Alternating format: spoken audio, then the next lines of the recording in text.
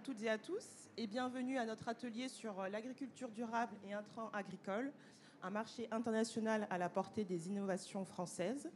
Donc je me présente, je suis Ursula Maggio, je serai la modératrice de cet atelier et je suis en présence de Aîné Lepic, Anthony Buja et Geoffroy Moulin.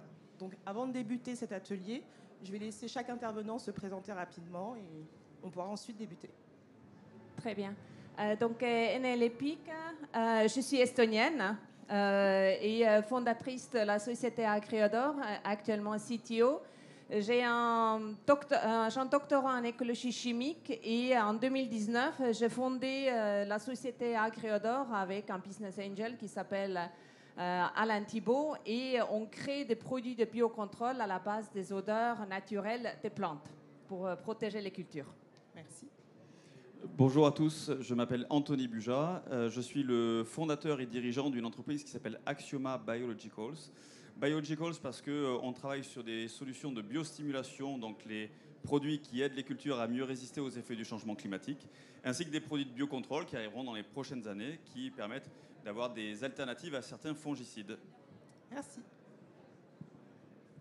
Et hop, bonjour, je m'appelle Geoffroy Moulin, je travaille chez Stafit, je suis responsable de l'innovation et en charge de l'expertise sur les produits biologiques depuis 2019. Donc Stafit, on est prestataire de services, on est les prestataires de l'industrie pour la génération des études qui leur sont nécessaires pour monter des dossiers d'homologation. Et donc on dépose des dossiers d'homologation auprès des autorités européennes, brésiliennes, américaines et marocaines. Voilà. Merci beaucoup.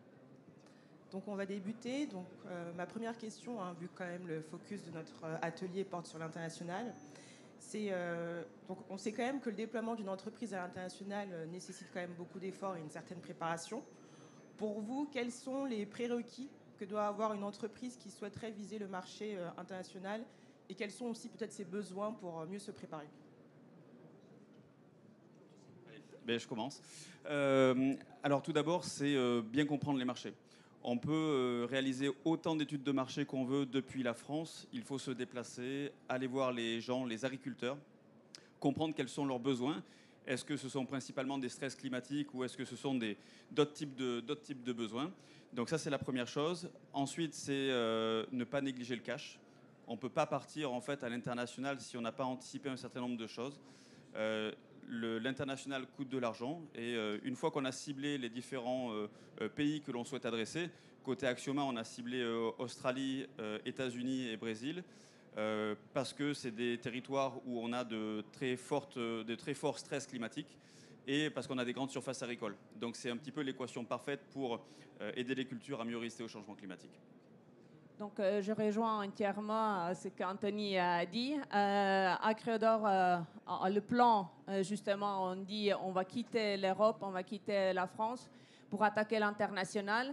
Et à ce jour-là, on ne sait pas encore est-ce qu'on commence avec l'Amérique du Nord ou on commence avec le Brésil, car tant que c'est sur PowerPoint et sur des présentations, tout est magnifique, mais comme Anthony dit, il faut aller voir la réalité.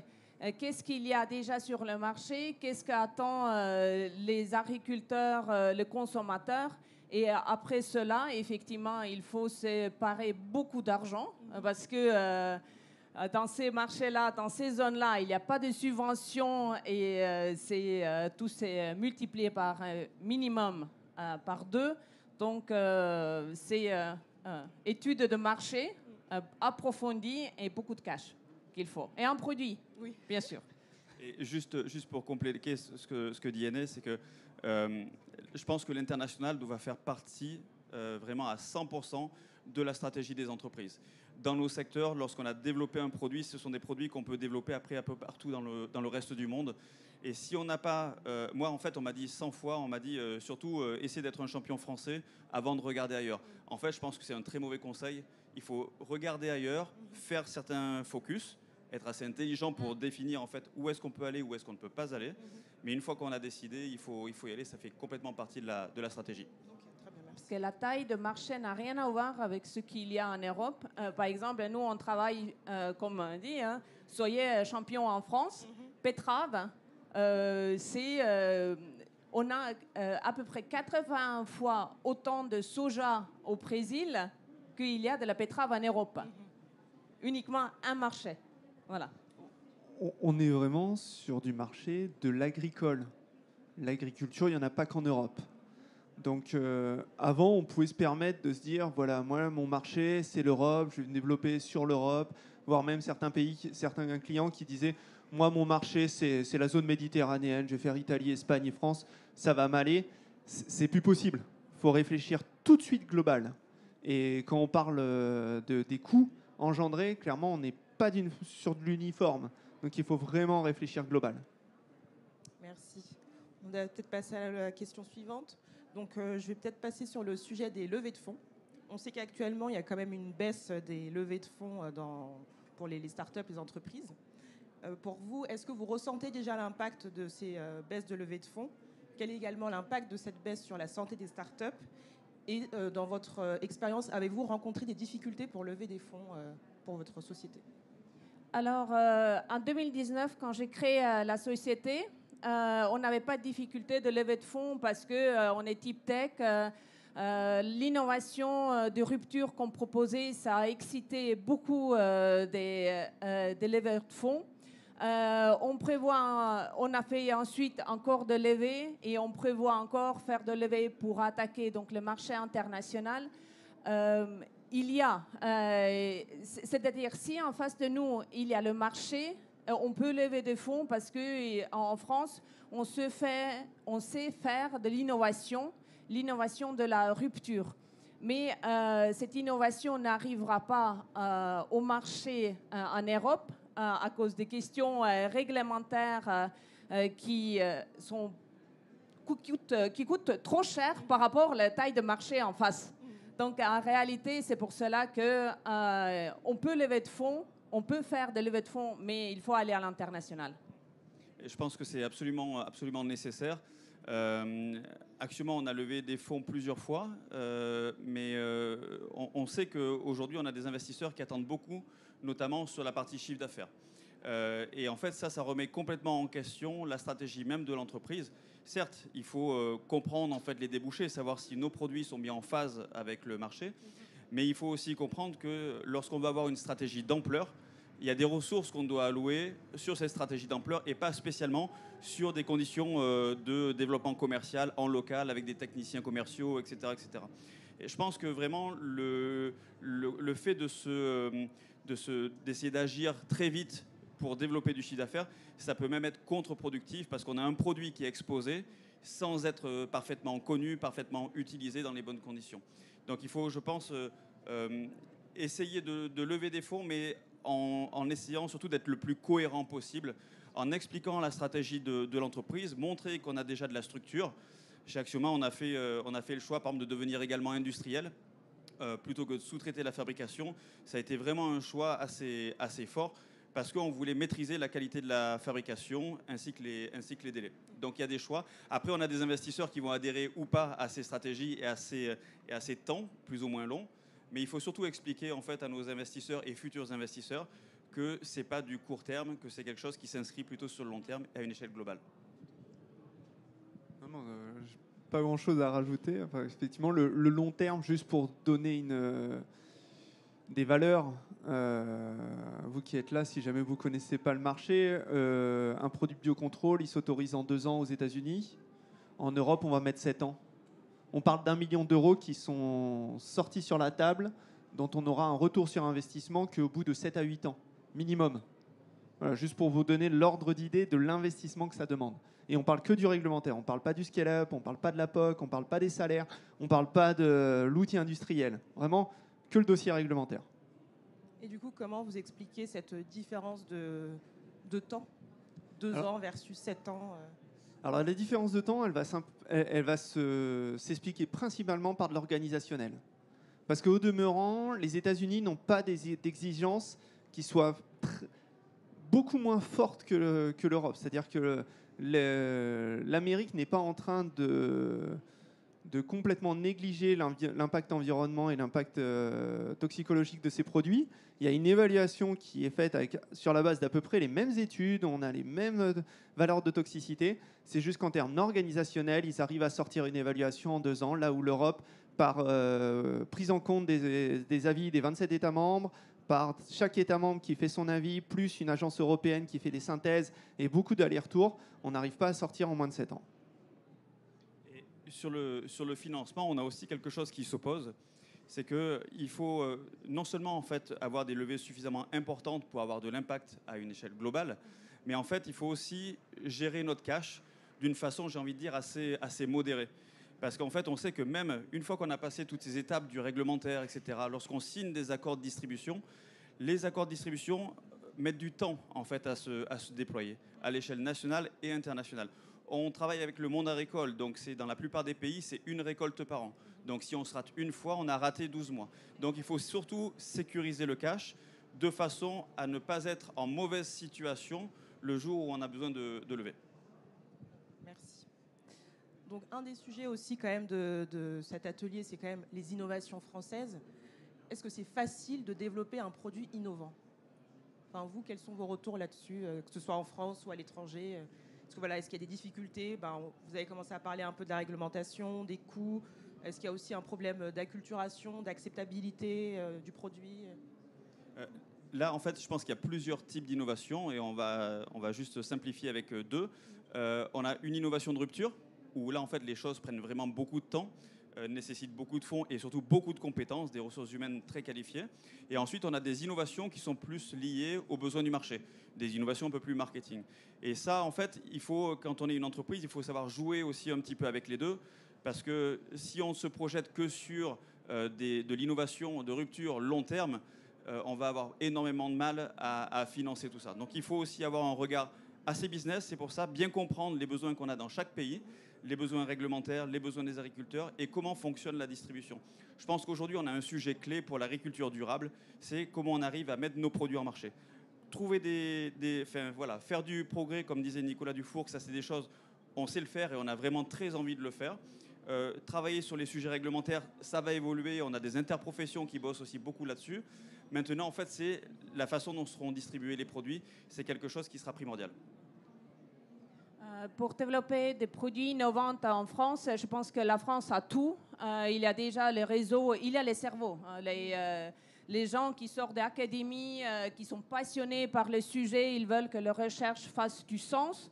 Il y en a. Et dans mon équipe, on est 8 docteurs, 6 différentes nationalités. Tout le monde sont passionnés à travailler.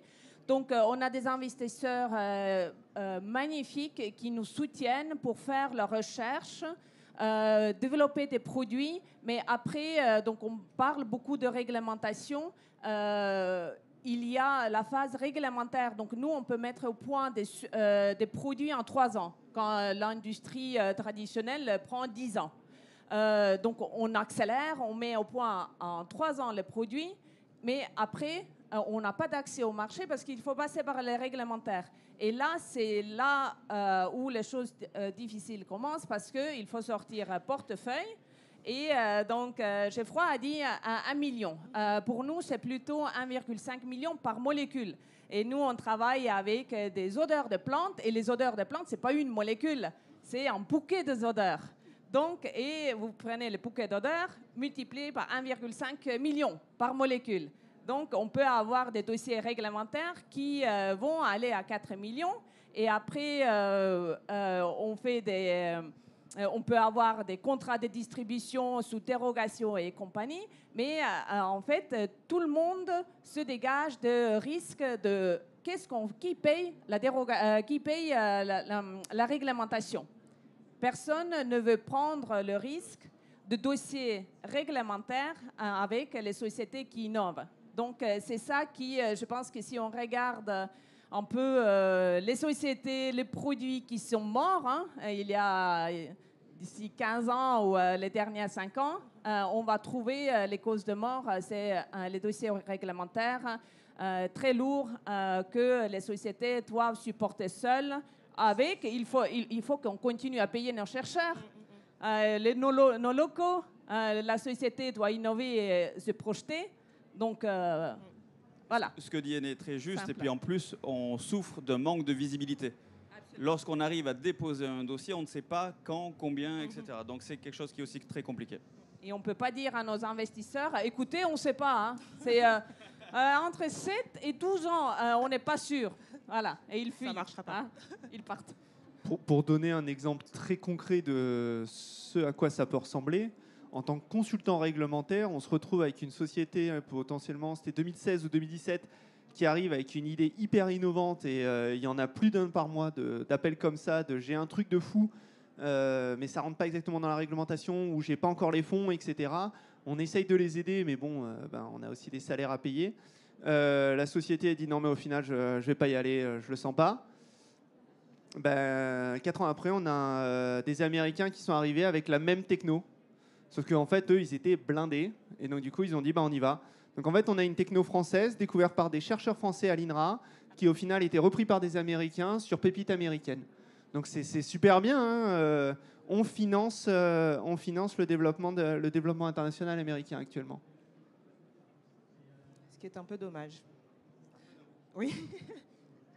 Donc c'est vrai que là, un des sujets qui revient beaucoup, c'est aussi essayer de favoriser quand même la croissance des entreprises françaises, parce que comme tu le dis, Aîné, on a les technologies, on a le savoir-faire. Enfin, voilà, quelles seraient pour vous les recommandations que vous donneriez à tous les organismes, peut-être à l'État français aussi, pour garder nos pépites françaises en France et les aider également aussi à développer le marché international? On va pas, ça me paraît difficile de donner des conseils, mais je pense qu'il y a surtout un signal d'alerte. Le signal d'alerte, c'est qu'aujourd'hui, on a 90% de la croissance mondiale qui se fera en dehors d'Europe. Donc, lorsqu'on dit ça, on se dit nos sociétés ont l'obligation de travailler sur de l'export. Et comme je le disais tout à l'heure, à l'export, on a principalement de très grandes surfaces agricoles avec des gens en fait qui sont très pragmatiques. Lorsqu'on utilise le produit une fois, 2 fois, si on a gagné de l'argent, à la fin de la journée, c'est quelque chose qu'ils acceptent. Et en fait, l'adoption va beaucoup plus vite. En France, on a beaucoup plus de difficultés parce que tout le monde veut un peu essayer chez soi, etc. Donc, si on n'arrive pas à avoir l'accès à ce changement d'échelle-là en termes de business, parce qu'on est des entreprises, on a vocation à faire du chiffre d'affaires et à gagner de l'argent. Donc, on ne peut pas vivre sous perfusion de nos investisseurs pendant des années. On a besoin d'eux parce que c'est eux qui vont nous accompagner sur la technologie, sur le déploiement. Mais il faut toujours avoir en fait cette mentalité de dire on est une entreprise et il faut qu'on soit rentable. Donc ça, je pense qu'aujourd'hui, la plupart des entreprises du secteur ont pris conscience de ça. Le contexte de levée de fonds actuel nous incite tous aussi à nous remettre aussi un petit peu en question, à dire ok, il y a certaines choses, on peut peut-être essayer de les faire un peu plus vite que d'autres, etc. Donc il y a des choix qui sont faits. Je pense que le prochain enjeu sera l'enjeu de la consolidation parce que on a un marché qui est en train de croître, c'est une évidence. On le voit dans le secteur des biostimulants comme des biocontrôles. Mais ce qui est sûr, c'est que tout le monde n'arrivera pas à se financer. Ce sera uniquement en fait que les meilleurs dossiers. Et on aura aussi un besoin de taille. Donc il faudra soit acheter des parts de marché, soit acheter de la technologie. Et ça sera super important parce qu'on pourra même associer les différentes équipes et faire des entreprises plus grosses et qui auront la capacité d'aller encore plus vite. Mais pour ça, il faut justement mettre un peu plus d'argent parce qu'aujourd'hui, nos concurrents américains lèvent 10 fois plus que nous. Donc, il faut avoir des équipes plus fortes et plus renforcées. Je rejoins entièrement Anthony. En France ou en Europe, j'ai l'impression qu'on a envie d'avoir des petits champions un peu partout et on ne donne pas des gros moyens à créer un grand champion, leader mondial. Je ne sais pas pourquoi. Est-ce que c'est une question de mentalité? Mais il y a des freins. Il y a des freins. Et je pense que pour le faire, les sociétés n'ont pas besoin tout le temps de subventions. Au début, c'est bien parce qu'on a besoin de donner un restart, l'aide. Mais à terme, ce qu'on a besoin, ce que les sociétés demandent, facilitez-nous l'accès au marché. Nous pouvons tester nos produits. Si ça ne marche pas, les gens ne vont pas acheter. Bien sûr, il y a les réglementaires, on est OK, mais faciliter l'accès au marché. Et l'Europe, actuellement, c'est tellement des petits morceaux ici et là, ça ne justifie pas de se développer en Europe. On va aller au marché au Brésil, aux États-Unis, en Australie, où même effort et le marché est multiplié par 80. Geoffroy, peut-être, je ne sais pas, un petit complément. Non, C'est bon. non, je suis tout à fait aligné sur ces points-là. Il n'y a pas plus à rajouter. Très bien, merci. Peut-être pour Axioma, une question. Donc, Anthony, tu disais que vous étiez développé à l'international, hein, notamment avec une forte stratégie à l'international depuis 3 ans, au Brésil, États-Unis, Australie. Comment est-ce que tu expliques que tes solutions se développent plus rapidement à l'étranger et qu'elles soient aussi mieux acceptées ? Alors, comment on l'explique ? Déjà parce qu'on est sur des zones géographiques qui subissent des forts stress climatiques. Et on sait que ces forts stress climatiques ont un impact direct sur les rendements et sur la qualité des récoltes, qui sont estimés en général entre 20 et 50% en fonction des différents stress et des années. Donc, en fait, si on arrive à agir assez rapidement, finalement, sur ces stress climatiques, on donne un peu plus de potentiel, un peu plus de sécurité à l'agriculteur dans sa récolte. Parce qu'un agriculteur qui se foire sur sa récolte, c'est autant de trésorerie qu'il n'aura pas l'année prochaine. Donc, c'est quelque chose qui a vraiment un effet en chaîne. Pourquoi on est parti aussi au grand export ? C'est parce que lorsqu'on a eu nos autorisations de mise sur le marché et qu'on a construit notre usine, on a réussi à signer rapidement des accords pluriannuels avec des agrochimistes pour le déploiement de nos solutions, déploiement commercial en France et en Europe. Donc ça, c'est quelque chose qui nous a donné en fait une espèce de liberté, puisque c'est de l'exclusivité. Donc c'est eux qui déploient ces solutions-là, et nous, on a pu du coup orienter nos ressources plutôt vers des nouveaux axes de croissance, dont l'international et dont un nouveau type de contrat qu'on appelle des contrats de conception. C'est un peu les CRO de la pharma, et en fait qui permettent à nos clients de nous donner un cahier des charges et qu'on développe un produit bien spécifique pour eux avec tout un cahier des charges. Donc ça, c'est pour éviter les incompatibilités qu'il pourrait y avoir sur les besoins. Typiquement, je fais un produit céréal pour un Syngenta, par exemple.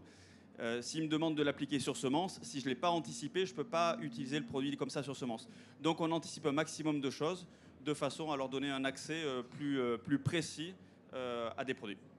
Très bien, merci beaucoup. Je pense qu'on arrive à la fin de cet échange.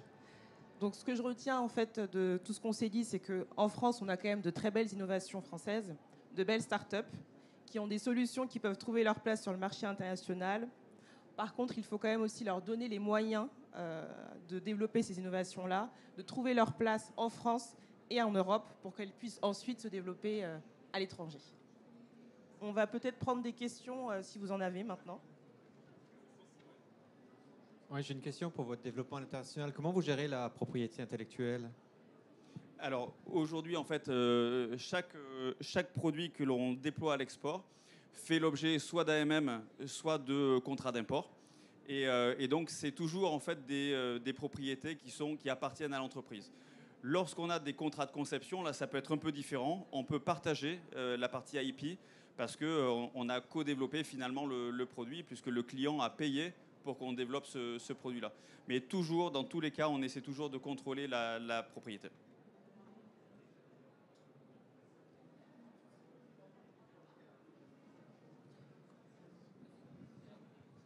Bonjour, c'est pour voir, est-ce que vous pensez que le biocontrôle doit être utilisé en remplaçant les synthétiques ou en conjoint avec les synthétiques ?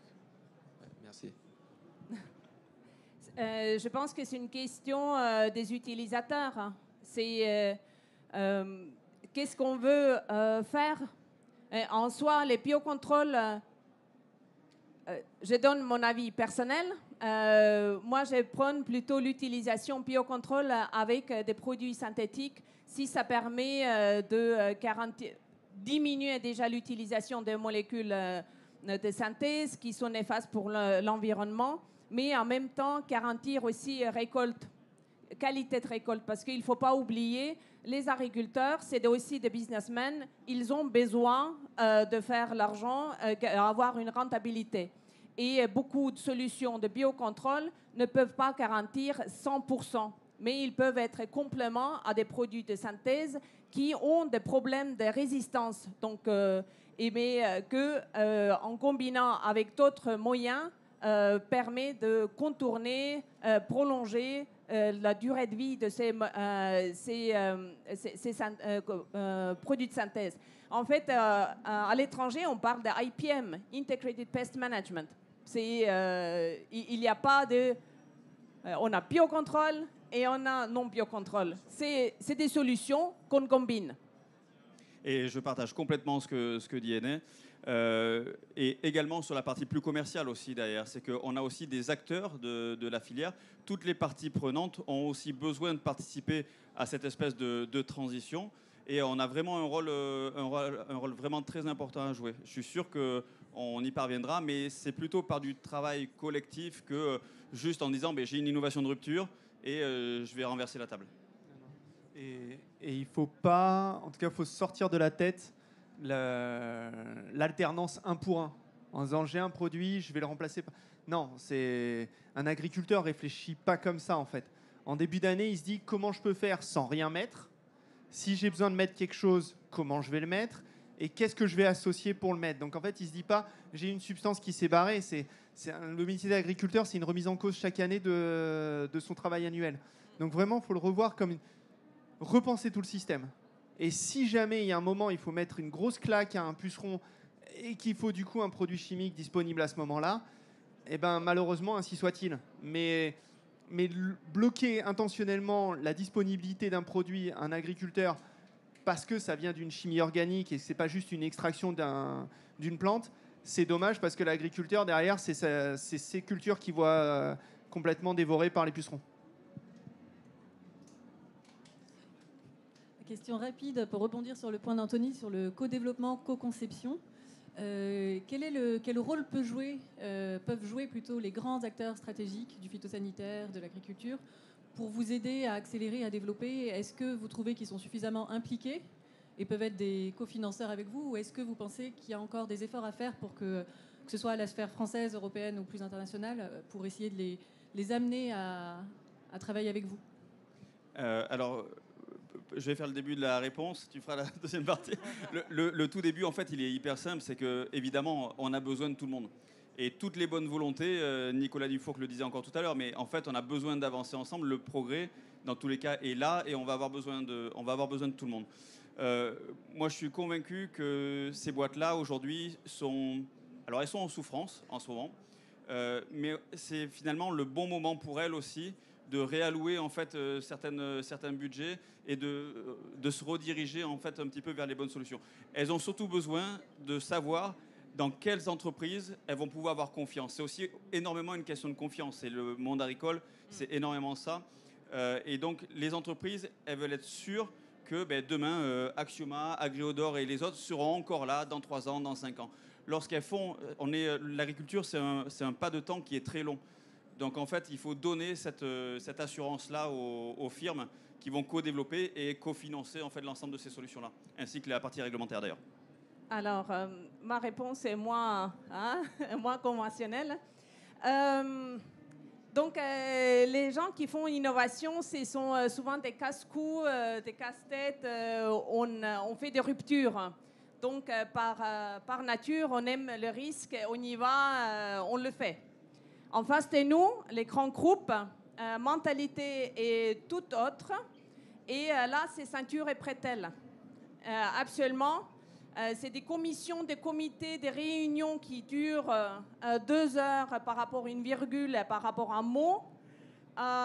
Des co-développement LOI qui peut prendre 3 ans sans avoir une signature à la fin.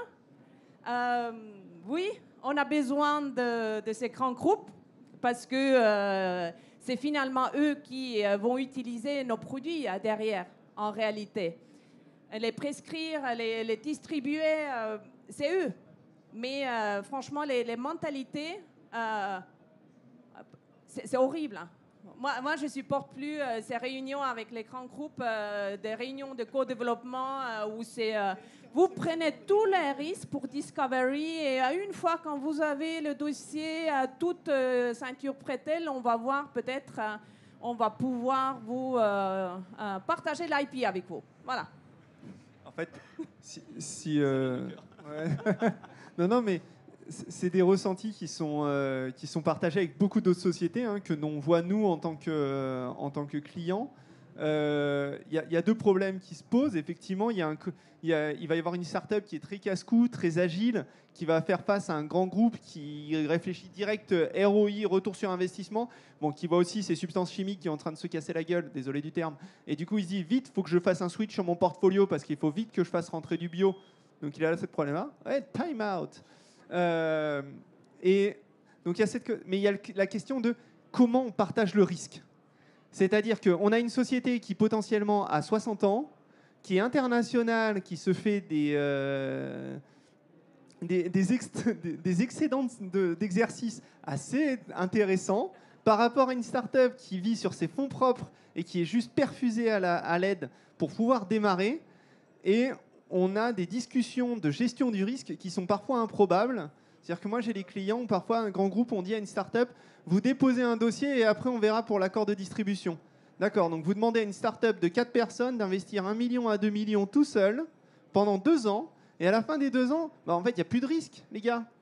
Donc c'est là où en fait il y a une sorte de... C'est pas fair play, si on peut le dire comme ça. Actuellement, le rapport de force, il n'est pas fair play, où les sociétés, les grands groupes agro-industriels ont bien compris que la R&D, elle sort plus de leur pipeline, c'est que de l'acquisition externe. C'est pour ça qu'ils ont tous une venture et une personne qui est chargée des accords tierce party. Mais ils sont toujours pas fair play sur l'accord de financement et la prise de risque. Parce qu'il y a un risque. C'est-à-dire qu'on met quand même 2 millions sur la table sans savoir si on va être autorisé au bout de 7 ans d'évaluation quand même. Hein. Voilà.